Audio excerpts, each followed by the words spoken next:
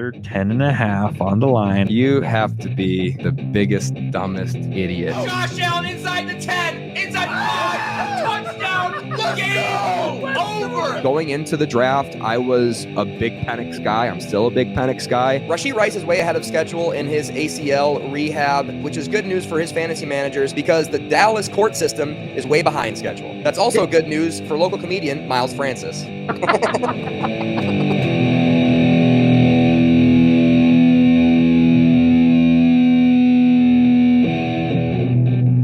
Oh, hello and welcome to What Are We Talking About with Jamie Jakes. I am him, and today we are here to talk about the running back mix-up we recently had in the NFL. Joe Mixon and Nick Chubb will be leading the backfield for the Houston Texans, and J.K. Dobbins over there in Mile High playing for Denver, to the chagrin of R.J. Harvey truthers. So let's get into it.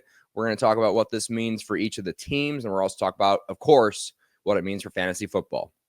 Starting with Nick Chubb and Joe Mixon. Now, in a vacuum, I don't think this really means anything for Joe Mixon in a negative way, but with the new news that I was unaware of, I think pretty much everyone else was unaware of, Joe Mixon's, I guess, in a walking boot, not practicing right now. Nick Chubb is practicing, and he's fully healthy. He did have a foot fracture going at the end of last season that ended his season a little bit short. Nick Chubb did not look like his old self. With that being said, the Cleveland Browns offensive line was horrible. He was like last place in yards before contact last season was Nick Chubb. Jerome Ford, who is also supposed to be a pretty good running back, also struggled severely in that running back room. So I can't say that everything was bad or everything was Nick Chubb's fault. I will say he did still have the power. He was able to, when he did get wrapped up, kind of push the pile forward with those big, strong legs. And those big, strong legs are twice as strong. If you're following his lifting routine, his back squats are getting much, much stronger this season, kind of the old school Nick Chubb. Will that translate to old school Nick Chubb explosivity? I don't think so. I don't think we're going to see old school Nick Chubb anymore, like when he was at his super duper prime, because he was one of the best running backs in NFL history as a pure runner at that time.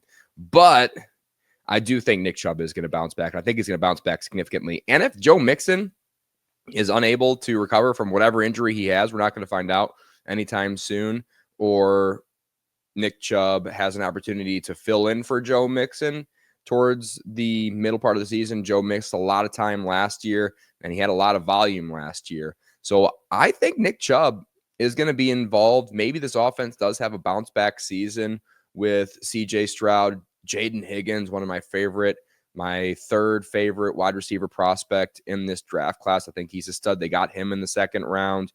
Obviously, they have Nico Collins if he stays healthy, and Christian Kirk. I think this offense is going to operate all right. Now, the offensive line is a massive issue, but at the cost that you're getting now, talking about fantasy football wise, at the cost that you're getting Nick Chubb with, I think is an amazing value and has been an amazing value all offseason, because there was 0% chance this guy was giving up. He's not quitting. He's playing another season in the NFL before he was signed to the Texans. We all knew that.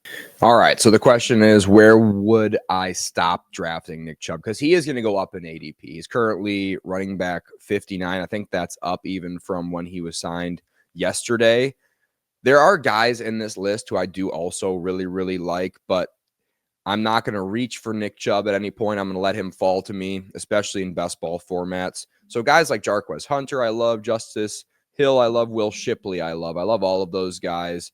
But if Nick Chubb does keep rising in value, J.K. Dobbins, here he is at number 53. When am I going to stop drafting Nick Chubb? And I think it would be right around same thing for J.K. Dobbins. This Tank Bigsby range is probably where I would stop, because I think Rachaad White could probably have a bigger role than a lot of us are expecting, especially in pass catching, which in half PPR is really valuable.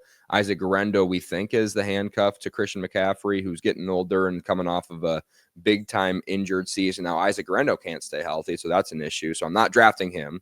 But Tank Bigsby, I am drafting a ton of, just because I think he could be a day one bell cow starter for Jacksonville, and you're getting him at RB 47. So right around this range is where I'm thinking if I have Nick Chubb sitting here with this group of 3, I'm probably taking Rachaad White. I'm probably taking Tank Bigsby ahead of Nick Chubb. But right now, at the moment that we are sitting in, he is 194. He was in the 200s yesterday, if I remember correctly. So he's on his way up.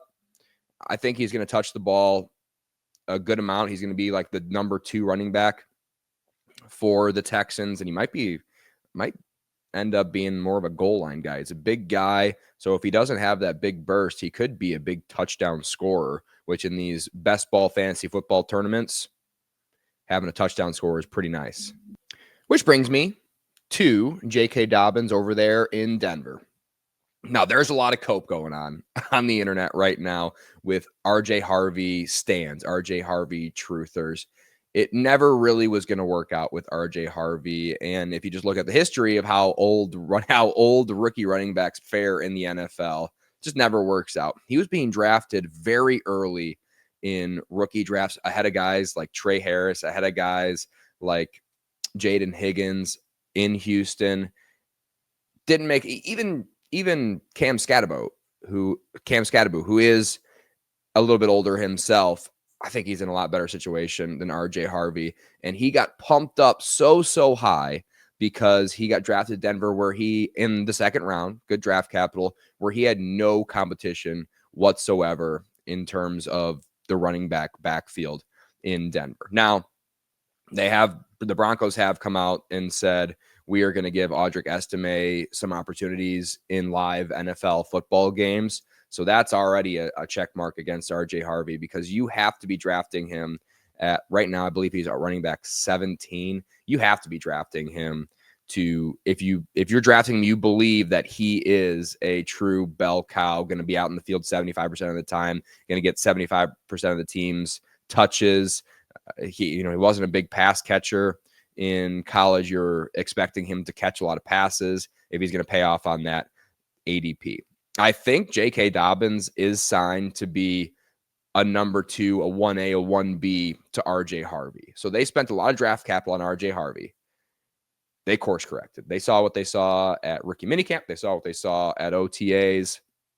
And they're thinking to themselves, man, we took a second round pick on this guy.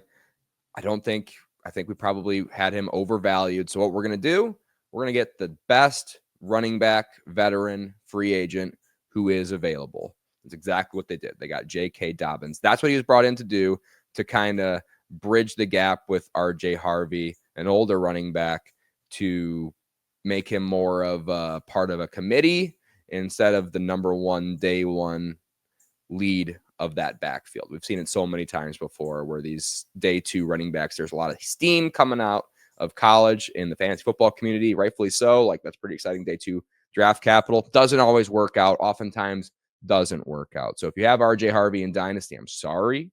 You obviously weren't listening to this podcast, because we would have told you not to do that. And if you've been drafted him in best ball fantasy football, you've been getting bad advice. So I'm also sorry for you at that aspect as well. Let's see how high RJ is at the moment. RJ Harvey, still running back 17, 55.4. So I'd have to take my math hat out, but I'm pretty sure that would be somewhere in the 5th, 6th round. And this is the big reason why I'm not drafting RJ Harvey even before this news. 24-year-old unproven running back. There is other professional running backs in that backfield, believe it or not. Chubb Hubbard going right after him. He's the lead back for Carolina. Maybe not going to be the best offense in the world, but hey, I'll be drafting him. Kenneth Walker, I guess, has a lingering ankle injury, which just broke today. So don't love that. But before I found that out, I was drafting Kenneth Walker a lot. Alvin Kamara, PPR, hack. I'm not drafting Travion Henderson at all right there. I believe it was the Underdog Best Ball YouTube channel just did a video of like the worst ADPs at the moment. Travion Henderson was the first on that list, and I couldn't agree more. Haven't clicked his name a single time this offseason. James Conner, running back 22. He's finished as a running back 1 like every season in the past decade, it feels like, for James Conner. Same thing, David Montgomery. If Gibbs goes down, David Montgomery is going to be a league winner for you if he stays healthy. And even if he doesn't, David Montgomery is going to score 12 touchdowns again this year. He's going to have big boom weeks because it's going to be a split backfield in Detroit, and Detroit's going to be one of the best offenses, if not the best offense in the league again this year. Caleb Johnson, another guy I would draft ahead of RJ Harvey, younger guy. If you're able to succeed in an Iowa Hawkeyes offense, I have a feeling you're going to be able to succeed in the NFL. It's been proven time in, time out. The Iowa offense has been so bad over the past decade. Any player who's had a little bit of production in that offense has done great in the NFL.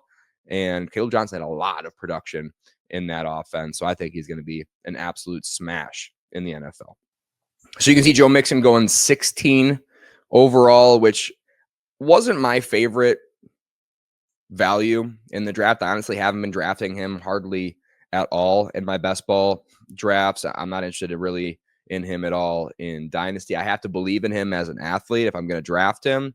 And I really just don't for Joe Mixon. He's getting older, and he's never been impressive to me as a running back. He's been just a volume guy. He's just been a guy who's been relatively inefficient, hasn't had that won't get you like those big boom runs that'll break fantasy like you'll see with James Cook, I think you're going to see with Amari and Hampton. So I've been drafting Cook and Hampton ahead of Mixon already. And again, just like I said, Hubbard, Walker, Alvin Kamara, James Conner, David Montgomery. Give me all of those guys ahead of Joe Mixon, in my opinion. They've got a lot of things to figure out in Houston. And now that there's an injury involved, I'm pretty much going to be entirely out on Joe Mixon until further notice. And this is why history is so important in fantasy football. You should have been able to see this coming. And a lot of analysts, for whatever reason on Twitter, who are still upset about it, who are sniffing that copium, they just were blinded by a second round draft pick. Maybe there's a little bit of confirmation bias involved where you were like, oh, this RJ Harvey guy, he's so good coming out of college. He gets the day 2 draft capital, and you kind of ignore a couple of red flags on his profile, like he's 24 years old, just never really worked in the NFL. He's been in college for, I think, like 7 years. He took advantage of the COVID year. We should have seen this coming. You should have seen this coming if you were a good analyst, and the people who are like, oh, they're just there because Estime is so bad. I don't think that's the case. I don't see that as the case. And you're drafting RJ Harvey as a bell cow, and they're bringing in another guy. So if there was that much issue with the backfield, they're just going to have that guy as the bell cow anyway. Why would you sign a veteran who's still young? I mean, I get it. He's had horrible injury luck in his career. J.K. Dobbins, I think, is only 2 years older than R.J. Harvey at the moment. Should be in the prime of his career. Didn't look like he had a lot of endurance last season. He kind of got banged up. He looked explosive early and then wasn't explosive late. I think maybe J.K. Dobbins has a bit of a bounce back season if he's able to get into better shape this offseason. And I think Denver thinks so. So I wouldn't be surprised if Dobbins is like the day 1 starter or the 1B to RJ Harvey, which has been the case in most of Sean Payton's history. Is there's a 1A, 1B, it's a committee situation, and I think that's what he wants to do. It's not like they drafted Amari and Hampton in the first round, who was going running back 15 to RJ Harvey's running back 17. Hampton, in my opinion, is leaps and bounds ahead of RJ Harvey. I don't care that Najee Harris is there. Najee Harris was already there, and they still drafted Amari and Hampton. RJ Harvey had an empty backfield. J.K. Dobbins wasn't there at the time, and then they went out and drafted J.K. Dobbins. So 2 very different situations. I'm a big believer in Amari and Hampton. Don't be afraid to draft him. He's not 24 years old, and he wasn't a 6th-round prospect before he was drafted in the 2nd round. Thank you guys for watching. My name's Jamie Jakes. Please subscribe to the channel. Leave a comment if you think I am a big dumb idiot, and we'll see you next time.